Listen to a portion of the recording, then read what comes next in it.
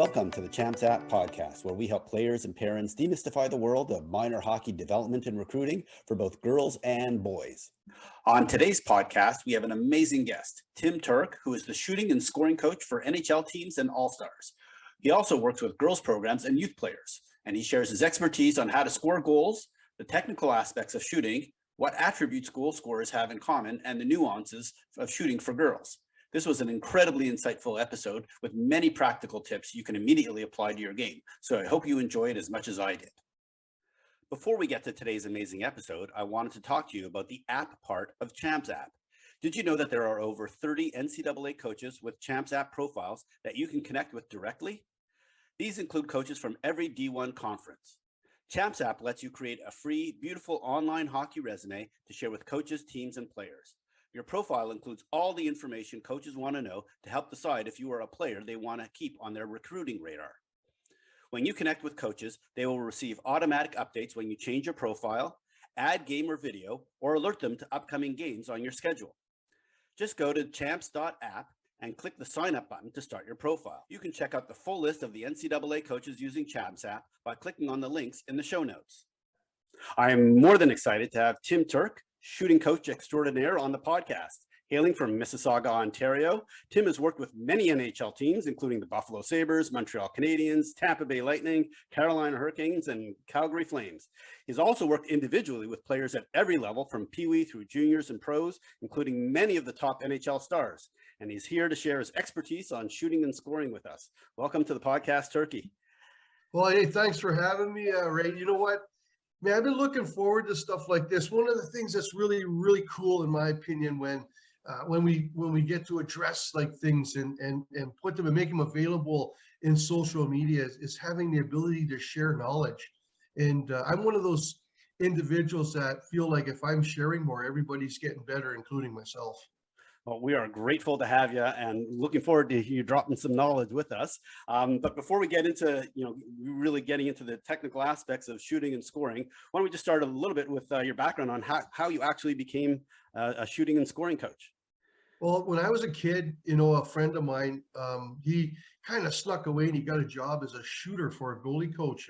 And way back then, they never had puck shooting machines. So, it was funny. He was going for a week and he was like going to the goalie coach. He's like, man, my arms are killing me. Like he's going every day of the week. So he's just like, why don't you bring a buddy and then you guys can alternate every half hour. And that's what I did pretty much. Was I had a buddy of mine asked me to come. We got a job together and all we did was shoot pucks for a goalie coach. And that's what we did for like a full year when we were kids. Like I'm talking, like we're in grade 9, 10, and 11. We're 15 years old and we were making some pretty good money back then. And it progressed to and evolved to where the goalie coach was such a good business person. He's like, man, you guys should open up a shooting school, because no one teaches just shooting. Like there's skating coaches, all these guys from Russia would come over from, and that's how it kind of started. And then it was like, we look at each other and went, no, we're okay. We're young kids. We don't have no idea about business. And, we're making the money that we're making. We're having fun. And, like he let a couple of months goes by and he says, listen, he goes, let me run the business. I'll do it for you. Like you guys are such great shooters. You can have one guy teaching a young kid how to shoot pucks while the other guy is shooting for me, and you can alternate. So it's not like you're shooting every friggin' half hour. So that's what we ended up doing. And then, eventually we progressed to and evolved to doing it on our own. We just left that guy. And since then, we've always progressed. And that partner of mine back then, he kind of went his own way and I went my own way. And he kind of left the business and I just kept going. And then I would start working with youngsters, when they're 10, 11, and 12, like Jason Spezza and Andrew Cogliano and Steven Stamkos and stuff like that. And that's where, and all of a sudden here I am today, like 27 years later, or no, actually 33 years later and 27 to be able to say I've been at the NHL level. I'm so blessed to do it.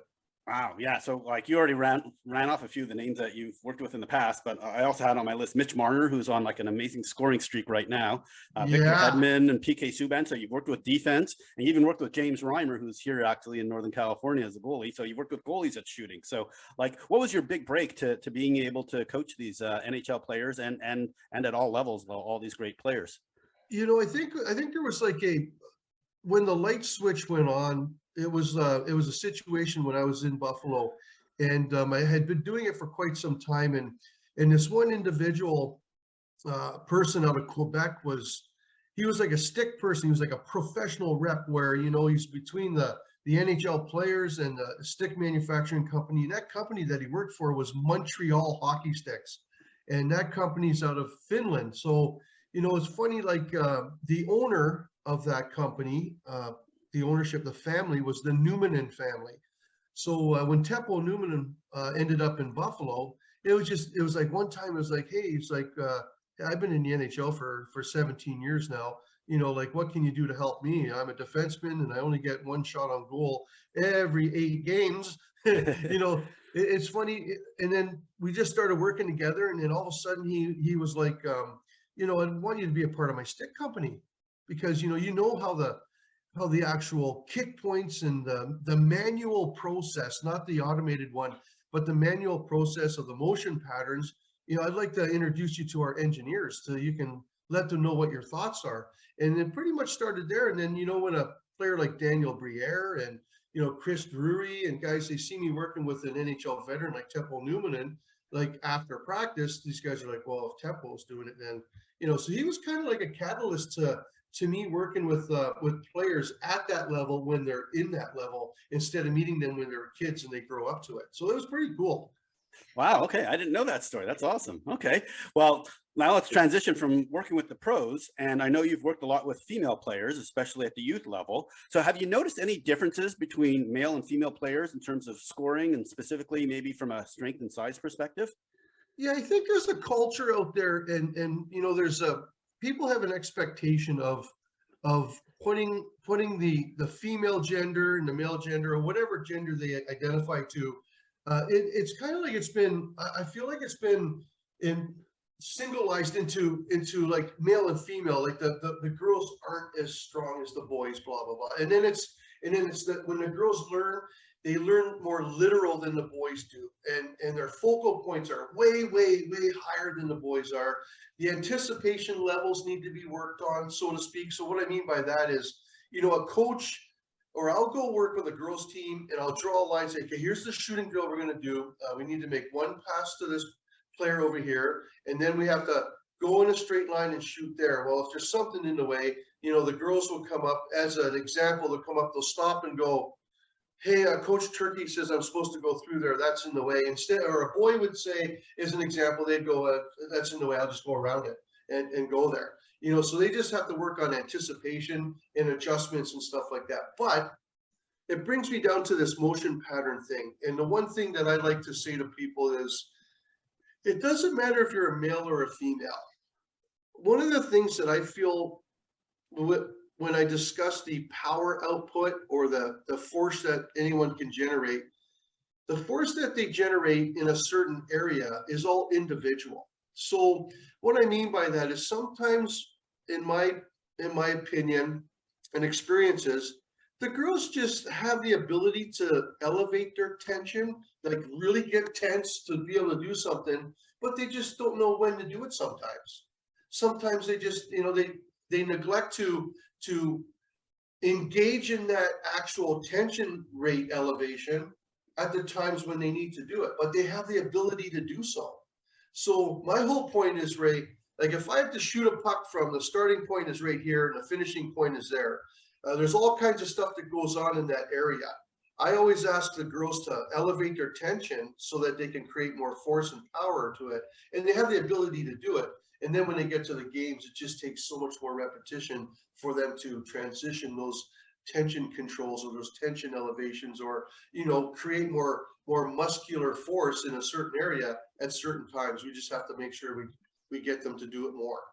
Gotcha.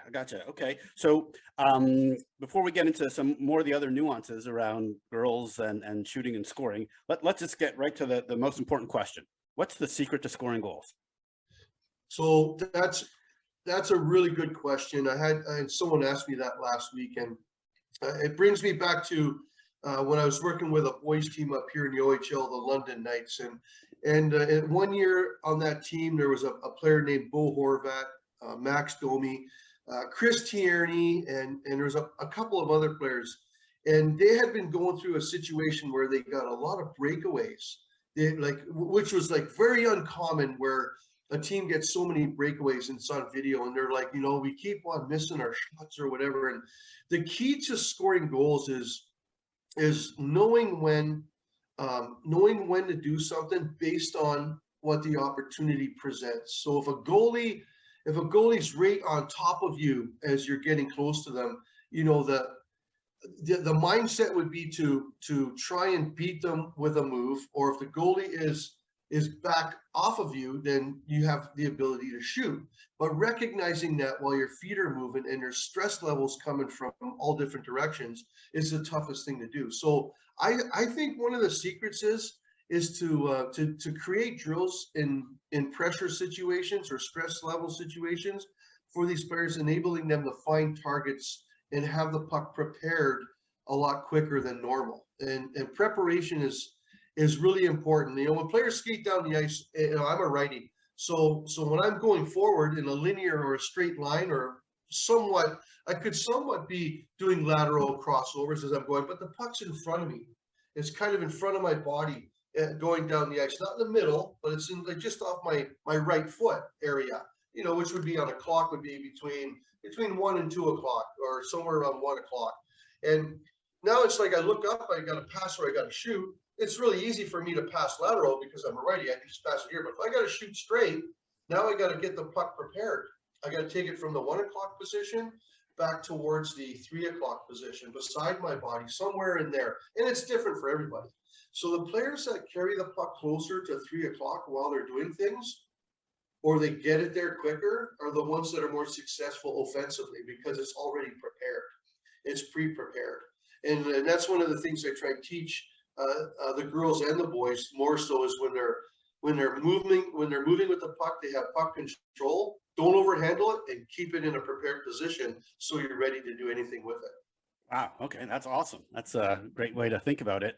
And it totally makes sense because, like you said, a lot of these kids are under pressure, and it's very hard to shoot under pressure if you're not in a prepared position.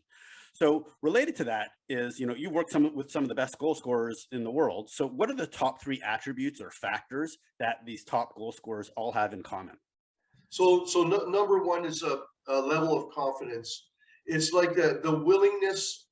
There's 2 willingnesses. There's one that having the willingness to improve themselves every day, or try and maintain what they feel is best for them based on what people around them are telling them, all the positive things that they do. So the other thing is having the willingness to will the puck into the net, or to an area where they want it to go. And that's partly what I call a sphere of influence. Like some players, their sphere of influence is a 3 feet like perimeter of their body. And then some players like Marty St. Louis, it's funny, a quick story. When he went from Tampa to the New York Rangers, he shows up in the Rangers, and all the guys are greeting him. And, a couple of the guys are thinking, hey, I'm a second line guy. He might be on my line. So, they go up to Marty, like, Marty, where do you want me to pass you the puck? So he's the type of guy, his influence is so high, his sphere is so big, he just grabs his hockey stick and swings it around above his head and says, anywhere in here. It doesn't have to be a perfect pass. It can be anywhere close to me. So that's one attribute that players have, is that willingness and confidence level to do things when they want, and know that it's going to be a positive outcome. If it isn't a positive outcome, then that player has the ability to reattach themselves to what happened, register what went on, how the situation took place, and then try it again. The second attribute, I would say, is what we spoke about, having that puck prepared. Preparation, and that takes a lot of work to keep it in a certain spot while you're maneuvering down the ice with those pressures and stress levels, wherever it's coming from. Being able to kind of protect the puck, reestablish an efficient way of preparing it, and then having the ability to make the choice. And the third one is obviously your vision, having the head up, enabling themselves to create the thought process of what that option is and what it presents them, and then to make that choice. And that's when analytics comes in, where the player gets in a certain situation, it's happened 5 times, and they've done the same choice when they could have done something else. And that's all about just having to choose that. So that would be my top 3. There's many others, with everything that's around you. But that would be the top three that I would say. Excellent. Wow. That's a phenomenal insight into what really to focus on. And you did bring up Martin St. Louis, who is not only a Hall of Famer, but he's the coach of the Montreal Canadiens. Recently, he actually said something around how you need to score in practice if you want to score in games. Any thoughts on that in terms of what you do, outside of a game and translating that into a game? Yes, 100%. That's a great question. And one of the things that, I kind of use a lot of analogies and comparisons and different types of ratios to teach. And one of the things that, I'll go to teams and coaches and I'm like, hey, does anyone know what transition means? What's the definition of transition? And, nobody on the ice can give you a definition. I'm like, well, give me a form of it. Give me a form of transition. And, one player will say forwards to backwards. And I'm like, right, that's right. And what's another one? And now the players start yelling at, well, backwards to forwards. And then now there's a competition going on, right to left, left to right, offense to defense, defense to offense, well, now we're going to go forward to backwards. We can go on angles. And so they got all these forms of transition. And I'm like, well, listen, what do you think the most important form of transition is? And no one can answer that one. And then I'll say, listen, it's what you do in practice and transitioning it to games.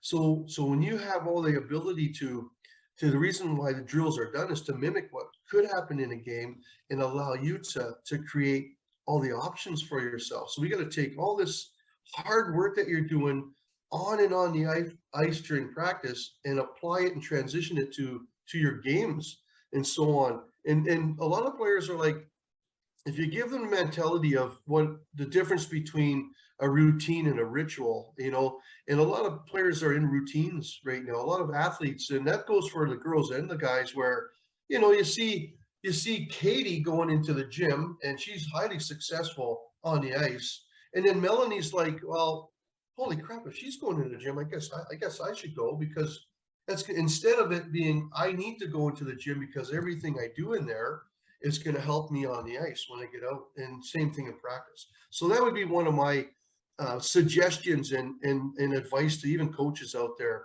to create as much positive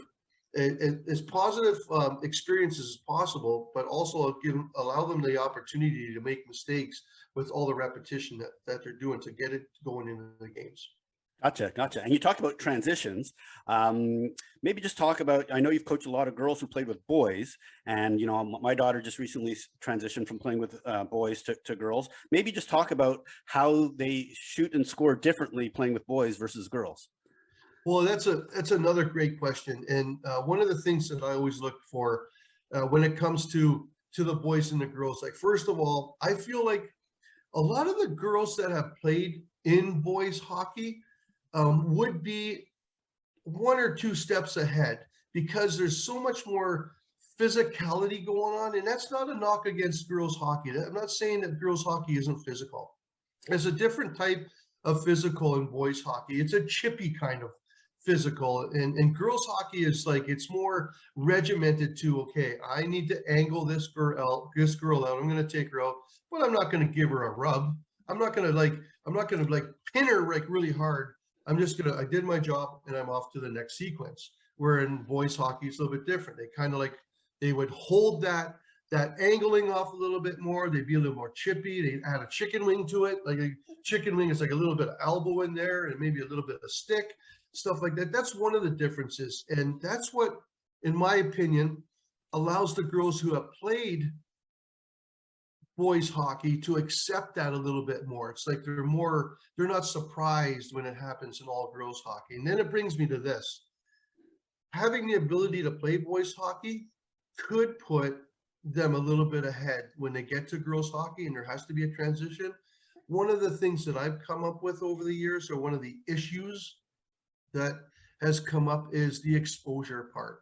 So, like you could be a great player as a female in the boys game, but then you're unrecognized, even if you're really, really good and you show up at U15 or U14 when you do make that transition. Now it's almost kind of like starting over, in my opinion, where, okay, hang on a second. Hey, this new girl just showed up with the Mississauga Hurricanes, They used to be the Mississauga Chiefs. And now we're like, oh, where the heck did she come from? We don't even have any, because they're only watching the girls to get them to the next level, the national status, or to, their college aspects of the D3, D1. And the other thing is, while I'm thinking about it, I don't mean to talk everybody's ears off here, but any college hockey, whether it's male or female, any level of college hockey is really darn good. It's really good nowadays. And then we can get on after this to talking about the pro game for the women. I'm so excited for the girls now, how things are evolving in the girls game. But that's what I would say to that'd be one of the key things in transitioning over is if you feel that your daughter or your player or your younger player has the ability to compete a higher level, get them, in my opinion, I'd say get them into girls hockey as soon as possible so that the exposure comes all that much quicker. Beautiful. Okay. Now I'm going to transition slightly into getting more technical on the shooting side of things. Tell me what the stride formation is. Please explain that to our audience. Yeah, the stride formation, I've had the blessing of coming up with a lot of these terminologies over the years. And the stride formation is when a player is releasing a puck, if they're a right-handed shot, as they release the puck, their right leg goes back like they're taking a skating stride, simultaneously releasing the puck. So if they're a lefty, if they're a left shot, then their left leg would go back. And I've been creating and researching and collecting data since 2003, and the actual average of initial shot goals. So the success of an initial shot goal is between, let's say, an average of 70%. So if you're 5-on-5 and you have the ability to shoot a puck like just under 2 seconds and you're in a good scoring area, if your body gets into the stride formation, then you have a 70% chance of scoring an initial shot goal. That's how high that is. But it's not the only way to shoot, right? What that does, the stride formation sets a foundation for the body. It gets the hips to go back, the shoulders to go forward. Then it allows these players to stay in a power position where they can create a lot more force in their shot. Their body's more condensed and compacted, and the other thing is reaction, to me, what the body does before, during, and after a shot can sometimes be more important than the actual shot release or the location of the puck in itself, because being ready for what comes next can help them to achieve a second or third chance opportunity. And if you're standing up or your hips are forward, then that's going to compromise your reaction time. So related to that, you kind of led me right into my next question, which is it better to have a quick shot or an accurate shot? So there's two things, and that's all situational, but if I had to choose one, it's better to have a quicker shot, because you want to be deceptive and surprise the goalie, even if the shot is not the way you want it to work or not the way you want it to happen. If it comes off quick, and if you're surprising everybody or you're raising anticipation levels because they're unsure when you shoot it, but you shoot it quickly, that's going to be the opportunity. That's going to give you more of an opportunity to hopefully have a second chance because no one else was ready, including yourself. Sometimes you're not ready to take a shot. The puck gets into an area and you just get it off as quick as possible. Even if it goes off the toe of your blade, everyone knows it might have a little flip effect, but it's still going towards the target quicker. And then it makes everybody react and become like a reactive mode, or they start pursuing. And then that's why quickness could be more better than accuracy. Beautiful. Now I finally have an answer to that question. All right. And what does being a spy on the ice mean?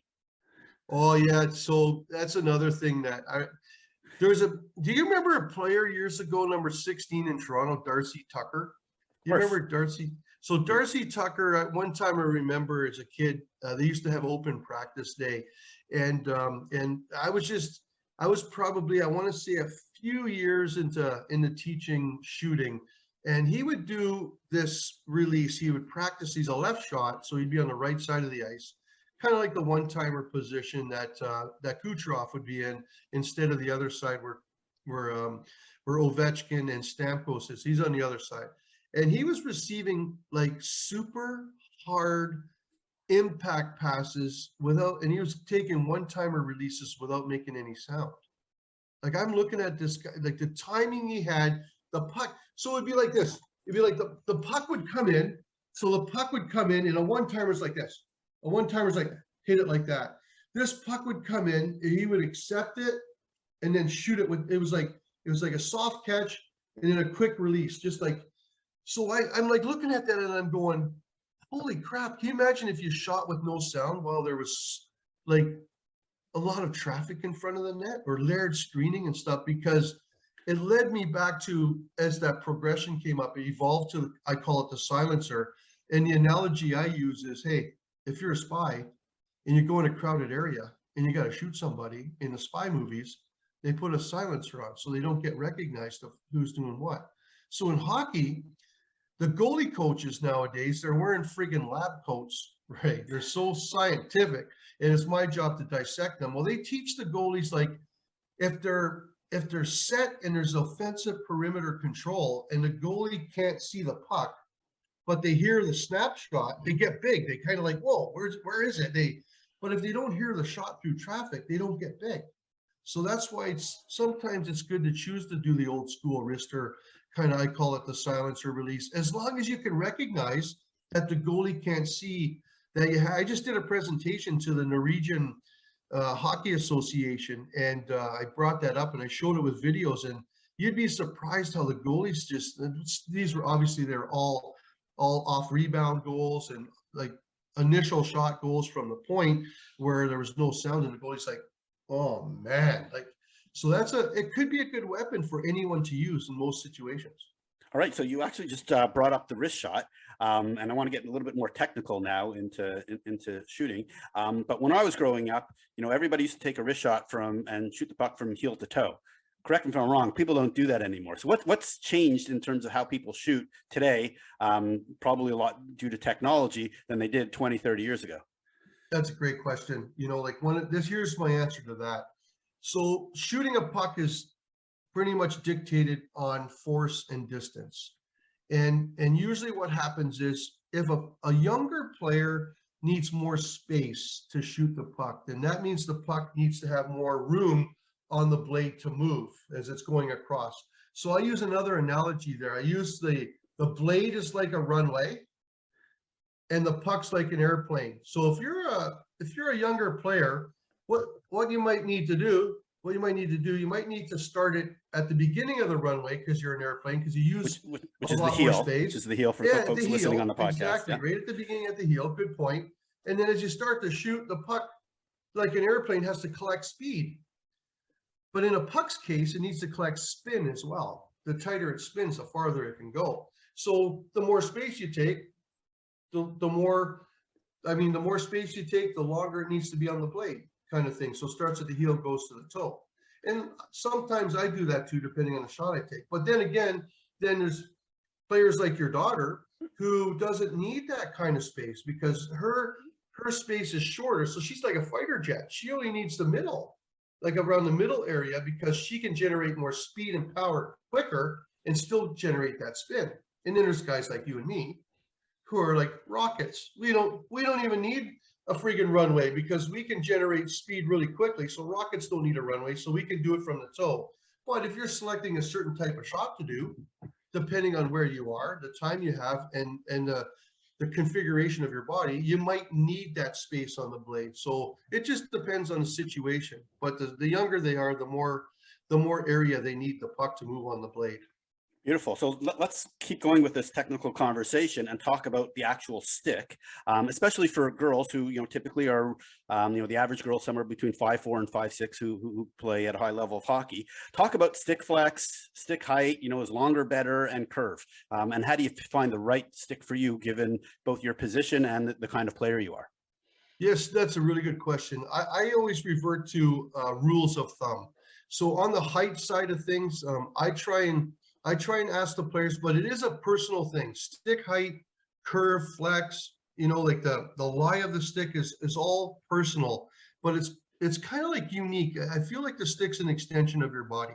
So on the height side of things, with the skates on, I ask the players I work with to try and get it to the minimum their bottom lip with their skates on, somewhere in here. And then that allows their hands not to get too far in front of their body, not to get like their top hand, I call it a grip hand. If it's a shorter stick, it's in front of their body. You know, if it's a longer one, it gets a little bit back. No matter what happens, the elbow has to be elevated anyways. Number two, the flex side of things, before I get to the flex story, what players neglect to do is if they can keep a stick for 2, 3, 4 months, or maybe a full season, well, what does that player do during the year? What are they doing? They're growing during the year. So then they leave their stick there, and as they grow, their stick gets shorter. So the stick should grow with them. They have to try and remember to keep that stick at their bottom lip, which is easier said than done with the meat of the season going on and all the stress and happening. But that's important that stick continues to stay at the same level with them as they grow until they get to a point where they stop growing again.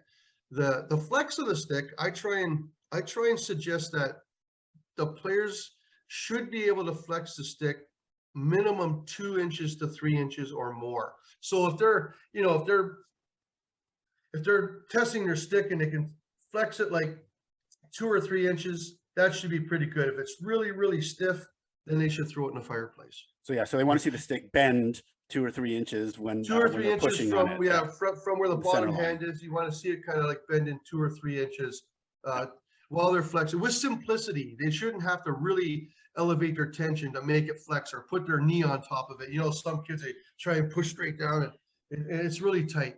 That's the other thing. Curvature is so, that's the most difficult thing to pick, you know, because what happens is players, they just see the player's name on it. They're like, hey, I want the McDavid curve, you know, right. yeah. But the reason that they need to be personal is like the puck does something. Here's what happens when you shoot. No matter how much space you take to shoot, your blade always starts over the puck. So then you start shooting it, your wrists make your blade go under it to get height, and then it goes over again to control that trajectory.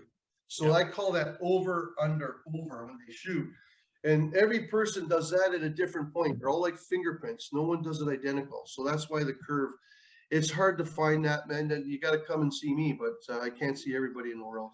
So we just have to keep making suggestions.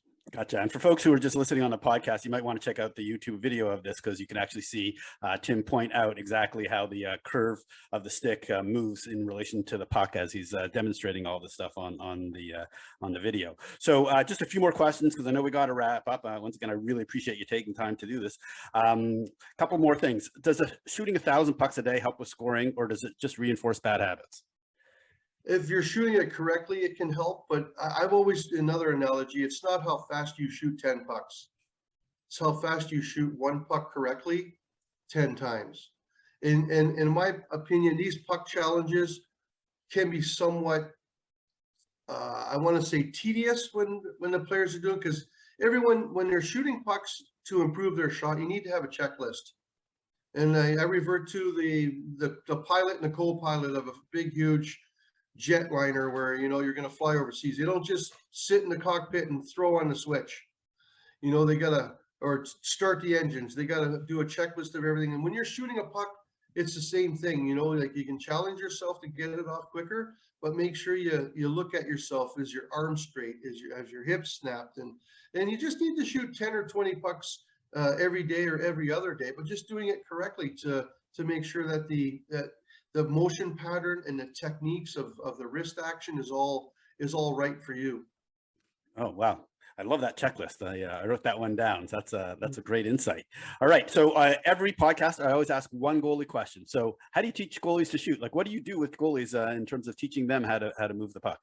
The goalies are like players, you know, and one of the things is their stick's a little different. And obviously we know that the lie angle is super high on that, but to shoot a puck, they still need, what goalies neglect to do sometimes is they'll take a shot, you know, like their top hand or their blocker hand is always way up high on that. That would be their grip hand. So some goalies do a reverse. Most goalies do a reverse grip on their bottom hand. Some of them, there's still some that do an open hand there, but no matter what they do, they still have to create some downward pressure. And then the introduction to them getting downward pressure, because they always have their feet parallel or perpendicular to what's happening, I always get them to revert to the stride formation. So they drop their left leg back, which gets their body to go down. Their hips go back. So it's almost teaching a player the same thing that they do to a goalie, but they're just stationary all the time when they get behind the net. They're not really moving. So you got to get that left leg back, which clears area for their arms to go through. Push down on the stick. They got to flex their stick just like players flex theirs, and always have that wrist action at the end to allow the puck to spin more. So goalies are really cool to work with too, because they love puck stuff. Yeah, beautiful, beautiful. Okay, last two questions. How does a player, what advice do you have for players to improve on their own? What would you suggest for them to do? A lot of research. Do a lot of research. Like I would suggest, try not to. It's okay, but try not to focus too much on the social media puck trickster kind of people that are out there. It's good to do that kind of stuff, to be able to catch a puck and pick it off the ice. It's coordination stuff, which is really good. It gets angles and wrist moving, but you can't do it during a game, or you can't do it at high level hockey. I mean, and then you get these guys doing the Michigan in the NHL and doing the reverse Michigan and all that kind of stuff. But I would focus on the technical side, and the catchphrases or the search things is just technical shooting, technical passing, technical puck control, stuff like that. And that'll allow you to, and you don't have to overly research, but it's good to see what everyone else is doing out there, and you can apply what you feel is best for you to work on. Beautiful. Okay, last question. So one of the services or offerings that you do is, on top of the many things that you do individually and with teams, is video analysis. And you've done that a couple times with my kids, which has been beautiful because they can really, not only just watch themselves, but get feedback from an expert. How important is it to watch yourself and get other, third parties to kind of give you feedback on your shot through video? Watching yourself do things is very important, and then getting feedback, enabling to make suggestive correctives. One of the things that I would suggest that younger players do when they watch themselves or they get feedback from someone is to try and take the word change out of your vocabulary. If you hear someone say you need to change this, to change that, because players are so individual and they're like fingerprints, they do things that are comfortable. They revert to comfort. So our job to help them to make a better improvement on something is to make a modification or a fine tuning kind of. The vocabulary you use is like you want to do a corrective on something that can easily be corrected. And if the player is invested in themselves and they want to get better, which happens 99.9% of the time, then it's going to be more simplistic for them to hear someone say, hey, I would do it this way instead of that way because this is why. Or the angle of your arm you're pushing, if you change it by 1 degree, it's going to give you 1 kilometer or 1 mile per hour on that. And then they'll try it more and they'll feel the sense of accomplishment and be able to apply that all that much easier. But watching yourself that's probably one of the best ways to see how you do something that's good or not so good, and then be able to make a correction and feel better about it. Amazing. So Tim, I could talk to you for another 3 hours, but I promise to kind of keep it nice and tight with you. So how can folks connect with you? I know you have an amazing YouTube channel, you have an email newsletter, obviously you're on social media, sending out clips and also recognizing some of the players that you've worked with in the past. So what's the best way for folks to just kind of learn from you, through the different channels that you have?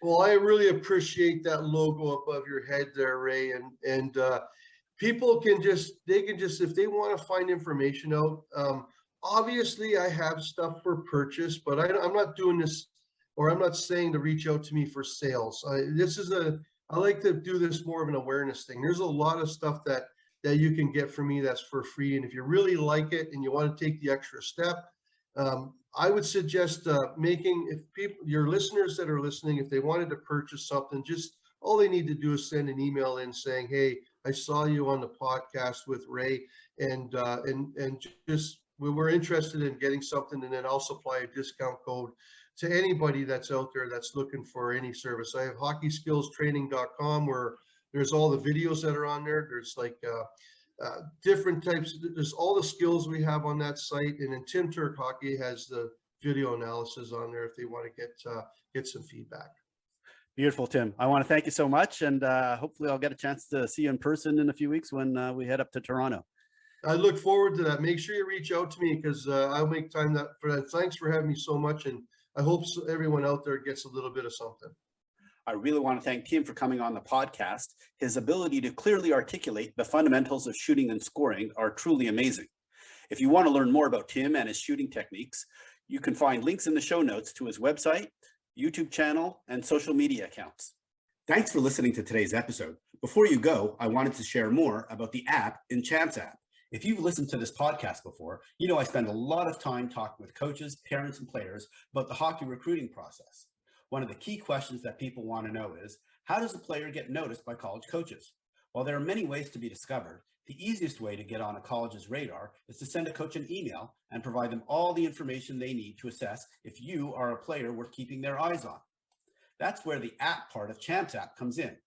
Champs app was designed based on all the conversations and feedback we received about the recruiting process, and we've built a tool to help players and coaches connect with a ton of the information they want to know. It all starts with creating a free, beautiful Champs app profile. After that, there's some pretty magical things that can happen to help make the recruiting process a little less overwhelming. Your Champs app profile includes all the basic academic, personal, and athletic information coaches want to know. Then, by including video, schedule information, and your coach's contact details, colleges can easily start their evaluation process. You just copy and paste your personalized link and send it to coaches so they can see your public player profile without even having to log in or create a Champs app account. Or you can connect directly with coaches on Champs app. More and more coaches are creating their own Champs app profiles and connecting with players themselves every day. Now coaches can have all the information they need to assess where you might fit in their recruiting plans. Even better, college coaches can track your progress throughout the winter and showcase seasons, because as you make changes to your profile, coaches will get notified to your updates.